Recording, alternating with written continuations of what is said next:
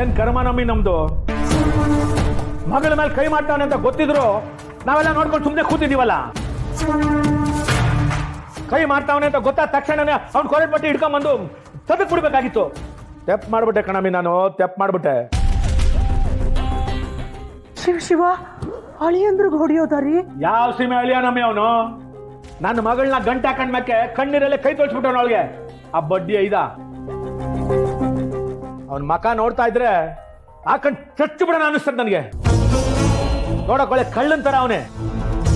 ಅದೇನು ಅಂತ ನನ್ನ ಮಗಳು ಅವನ ಪಿರುತಿ ಮಾಡಿ ಮದುವೆ ಮಾಡ್ಕೊಂಡ್ಲೇನೋ ಆ ದೇವ್ರಿಗೆ ಗೊತ್ತು ಕಣಮಿ. ರೀ, ಇಷ್ಟಾದ್ಮೇಲೂ ನಾವು ಸುಮ್ಮನಿರೋದು ಸರಿಯಲ್ಲ. ಅಳಿಯಂದ್ರು ಬಂದ್ಮೇಲೆ ಯಾಕೆ ಹೊಡೆದ್ರು ಅಂತ ನೀವು ಕೇಳಿ.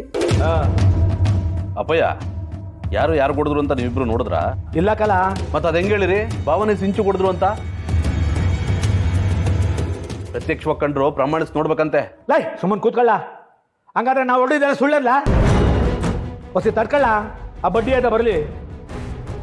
ಅವನ ಕೈಲಿ ನಿಜ ಏನು ಅಂತ ಕಕ್ಕಿಸ್ತೀನಿ. ಇವರೆಲ್ಲರೂ ಭಾವನೆ ಹೊಡೆದವ್ರೆ ಅಂತ ಅನ್ಕೊಂಡವ್ರೆ. ಅವ್ರು ಹೊಡೆದಿಲ್ಲ, ಹೊಡೆದ್ಕೊಂಡಿರೋದು ಅಂತ ಇವ್ರಿಗೇನು ಗೊತ್ತು?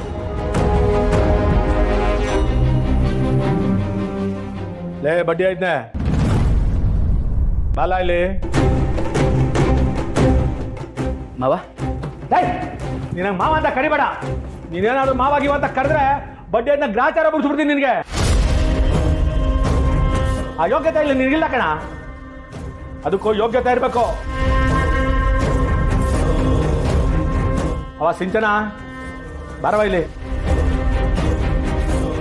ಅಪ್ಪ, ಈ ಬಡ್ಡಿ ಆಯ್ತಾ ನಿನ್ ಮೇಲೆ ಕೈ ಮಾಡಿದ್ನೇನವ?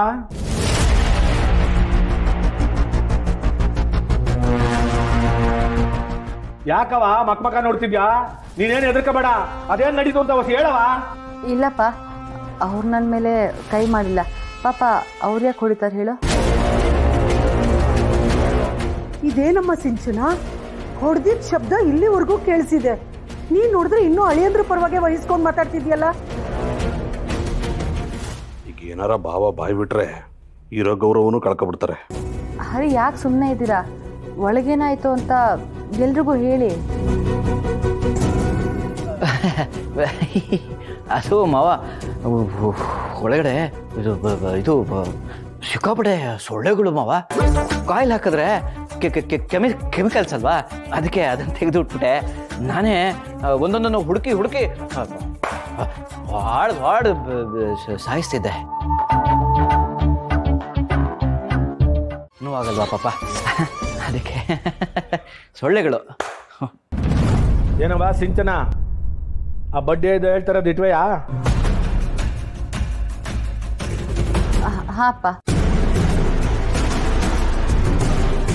ನೋಡ್ಲಾ, ನೀನು ಈಟೆಲ್ಲ ಹೇಳ್ಕೊಂಡೆ ಅಂತ ನಾನು ನಮ್ದೆ ಅಂತ ಅನ್ಕೋಬೇಡ. ಏನೋ ನನ್ನ ಮಗಳು ಹೇಳ್ತಾವಳಲ್ಲ ಅಂತ ನಂಬ್ತಾ ಇದ್ದೀನಿ. ನನ್ನ ಮಗಳು ಬಿಮ್ಮನ್ಸೆ. ಈ ಟೈಮ್ನಲ್ಲಿ ಗಂಡ ಹೆಂಡತಿ ಜೊತೆಲಿ ಇರಬೇಕು ಅಂತಾನೆಯಾ ನಿನ್ನ ನಾ ಮನೇಲಿ ಇಟ್ಕೊಂಡಿರೋದು. ನೀನು ಆ ಮರ್ಯಾದೆ ಉಳಿಸ್ಕೊಂಡು ಹೋಗೋದನ್ನ ಕಲಿ. ಅದು ಬಿಟ್ಟು ನನ್ನ ಮಗಳ ಮೇಲೆ ಏನಾದ್ರು ಕೈ ಮಾಡಿದೆ, ತಿನ್ನಕ್ಕೆ ತೊಳೆಯಕ್ಕೆ ಕೈಗಳಿರಬಾರ್ದು, ಹಂಗೆ ಕತ್ತರಿಸಾಕ್ಬಿಡ್ತೀನಿ. ಯೋ ಮಾವ, ಅದೇ ನಿಮ್ಮ ಮಗಳು ನನಗೆ ಹೊಡೆದಿದ್ದಾಳೆ ಅಂತ ಗೊತ್ತಾಗಿದ್ದಿದ್ರೆ ನಿಮ್ಮ ಮಗಳಿಗೆ ಶಭಾಷ್ ಅಂತಿದ್ರೇನು. ಅದು ಮಾವ. ಕಂಡಿವೆ ಸುಮ್ಮನೆ ನಿಂತ್ಕಳೆ ಅಲ್ಲಿ. ನೋಡವಾ ಸಿಂಚನ, ಇವನೇನಾದ್ರೂ ಕೈ ಮಾಡಕ್ ಬಂದ್ರೆ ಮಕಾಮೂತಿ ನೋಡ್ಬೇಡ, ಹಾಕೊಂಡ್ ತದಕ್ ಬಿಡು. ಅದೇನಾಯ್ತದೆ ಅಂತ ನಾನು ನೋಡ್ತೀನಿ.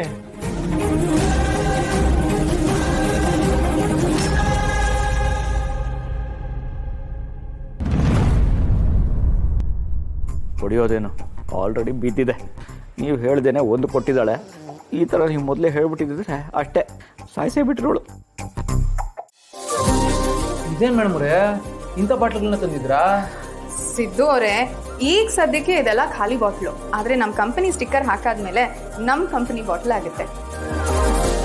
ಅಯ್ಯೋ, ಅದಕ್ಕೆಲ್ಲ ಜಾಸ್ತಿ ಖರ್ಚಾಗಲ್ವಾ ಮೇಡಮ್ ಅವರೇ?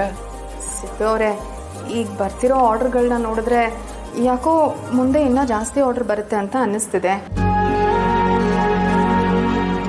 ಆಗ ನಾವು ಪ್ರಿಪೇರ್ ಆಗಿರ್ಬೇಕಲ್ವಾ? KG ಲೆಕ್ಕದಲ್ಲಿ ರೆಡಿ ಮಾಡಿಕೊಂಡ್ರೆ ಆರ್ಡರ್ ಬಂದಿದ ತಕ್ಷಣ ಡೆಲಿವರಿ ಕೊಟ್ಬಿಡ್ಬಹುದು. ಹಾಗೆ ಒಳ್ಳೆ ಕ್ವಾಲಿಟಿ ಬಾಟ್ಲಲ್ಲಿ ಉಪ್ಪಿನಕಾಯಿ ಇಟ್ಕೊಂಡ್ರೆ ಜಾಸ್ತಿ ಬೇಗ ಹಾಳಾಗೋದಿಲ್ಲ. ನಾವು ಒಳ್ಳೆ ಕ್ವಾಲಿಟಿ ಉಪ್ಪಿನಕಾಯಿ ಕೊಟ್ಟರೆ ಜನರು ಜಾಸ್ತಿ ಆರ್ಡರ್ ಕೊಡ್ತಾರೆ. ಶಿವಪ್ಪ ಮೇಡಮ್ ಅವರೇ, ನಿಮ್ಮ ಮೆದುಳನ್ನ ತಗೊಂಡೋಗಿ ವಿಶ್ವೇಶ್ವರಯ್ಯ ಮ್ಯೂಸಿಯಮಲ್ಲಿ ಇಡ್ಬೇಕು ನೋಡಿ. ನೋಡ್ರೆ ಹಂಗಾರೆ ನಿಮ್ಮ ಎದುರು ಎಲ್ಲಿಡ್ಬೇಕು? ತಗೊಂಡೋಗಿ ನಿನ್ನ ರೂಮಲ್ಲಿ ಮಡಿಕಲ್ಲ. ಮೇಡಮ್ ಅವರೇ, ನಿಮ್ಮ ಆಲೋಚನೆ ತುಂಬ ಚೆನ್ನಾಗದೆ. ಇದಕ್ಕೆ ನಮ್ಮ ಅದಕ್ಕೆ ಯಾವಾಗಲೂ ಸೂಪರ್ ಅನ್ನೋದು. ನಮ್ಮ ಅದಕ್ಕೆ ಯಾವಾಗಲೂ MBA ಓದಿರೋ ರೇಂಜಿಗೆ ಯೋಚನೆ ಮಾಡ್ತಾರೆ. ಏಯ್, ಅಂದಾಗೆ ನೀನು ಎಷ್ಟೇ ಕ್ಲಾಸ್ ಓದಿರೋದು? 9ನೇ ಕ್ಲಾಸ್ ತಾನೇ? ನಂದಿರ್ಲಿ ಗೌಡ್ರೆ, ನೀವು 9ನೇ ಕ್ಲಾಸ್ ಪಾಸ್ ಆಗಿದ್ದೆ ದೊಡ್ಡ ದೊಡ್ಡ ದಯಿಂದ ಅಲ್ವೇ? ಹೌದಾ ಸಿದ್ದು ಅವರೇ?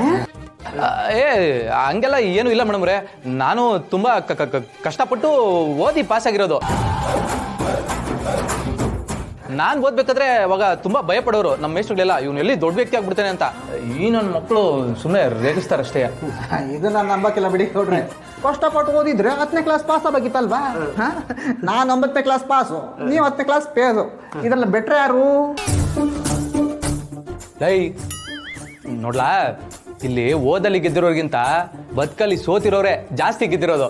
ಹಂಗಾಗಿ ನನಗೇನು ಅವಮಾನ ಇಲ್ಲ. ನೋಡ್ಲಾ, ನಾನು ಕಡಿಮೆ ಓದಿರ್ಬೋದು, ಆದರೆ ನನ್ನ ಜೊತೆ ಯೂನಿವರ್ಸಿಟಿನೇ ಅದೇ. ಇದಕ್ಕಿಂತ ಇನ್ನೇನಿಲ್ಲ ಬೇಕು? ನೋಡ್ರ ಅದಕ್ಕೆ ನಮ್ ಗೌಡ್ರು ಬುದ್ಧಿವಂತಿಕೆನಾ? ಅವ್ರು ಹೇಳೋದು ನಿಜಾನೇ ಅಲ್ವಾ? ಅದರಲ್ಲೇ ಗೊತ್ತಾಗುತ್ತಲ್ವಾ ವಿದ್ಯೆಗಿಂತ ಬುದ್ಧಿವಂತಿಕೆ ಮುಖ್ಯ ಅಂತ. ಹಾಗಂತ ವಿದ್ಯೆ ಬೇಡ ಅಂತಲ್ಲ, ವಿದ್ಯೆನೂ ಇರಬೇಕು, ಬುದ್ಧಿವಂತಿಕೆನೂ ಇರಬೇಕು. ಒಟ್ಟಿನಲ್ಲಿ ಗಂಡ ಹೆಂಡತಿ ಇಬ್ರು ಒಬ್ರನ್ನೊಬ್ರು ಬಿಟ್ಕೊಡೋದಿಲ್ಲ ಅಲ್ವೇ?